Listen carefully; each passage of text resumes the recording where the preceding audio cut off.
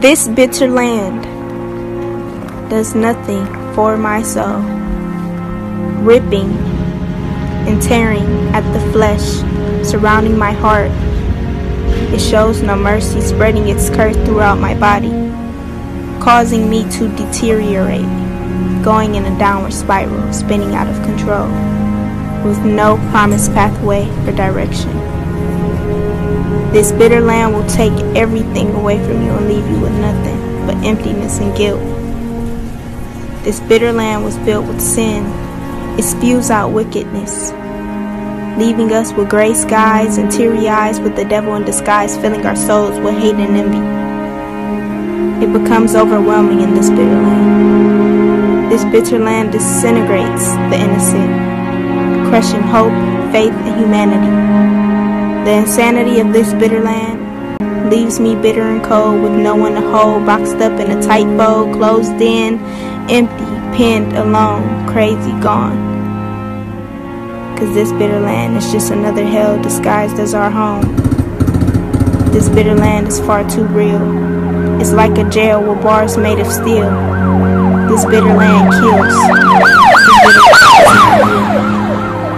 This bitter land. Every voice counts. Every voice counts. Every voice counts. Every voice counts. And every voice counts. Every voice counts.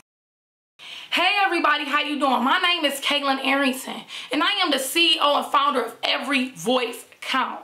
I want you to come and take a walk with me down the journey of me telling my testimony and my story, along with some other people who also experienced things that were similar to me. Take a walk in our footsteps into the path that we went from darkness to light.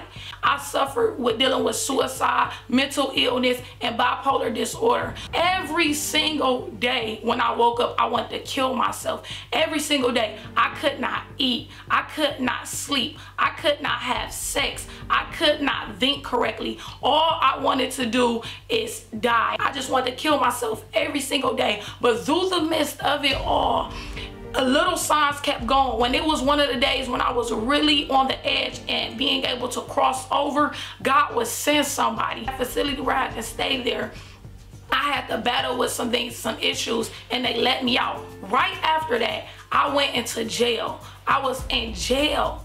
I was in jail, and I was just not in jail physically. I was in jail mentally, spiritually, and emotionally. I was a lot. I was stuck in bondage. And when I was stuck in bondage, I was crying out for my true creator. I was opening up the door for only the true creator that can walk in, the only person that gave me light. And I'm reaching out my hand to you and asking you to come and join this walk with everybody else who is suffering from mental illness, bipolar disorder, and depression, and many more. Come and take this walk. I invite you in.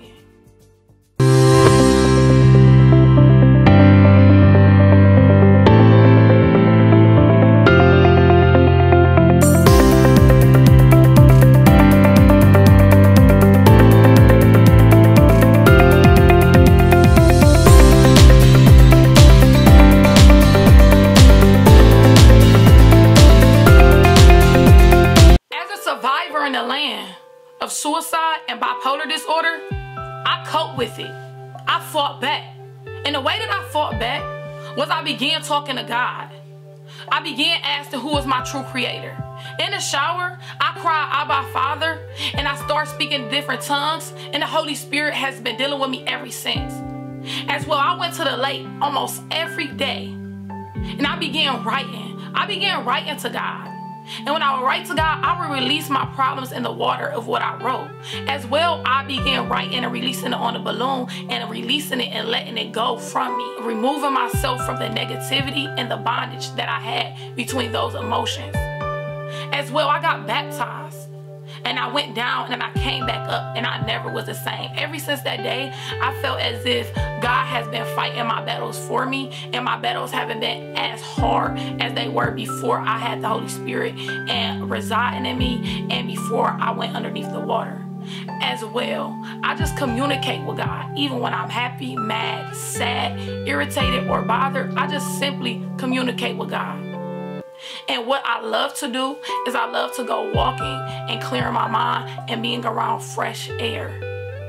I prayed, I fast, I stayed around positive people, I went to church, I went to Bible study, I even joined the board for suicide, the Adams board, and I even joined the board with the city hall for stopping the violence. I became very active in my community and becoming one with humanity and becoming one with God and humbling myself and learning how to appreciate things more in the exact moment that is right here, right now, and understanding that the present is where I need to live from at all times, not the past and not the future.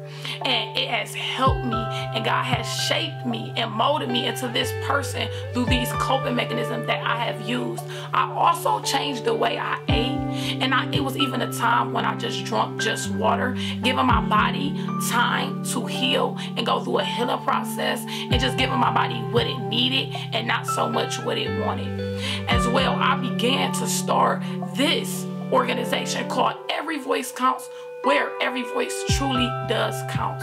And I began walking the straight and narrow down the path to the tree of life, where I was healed and free for once and for all.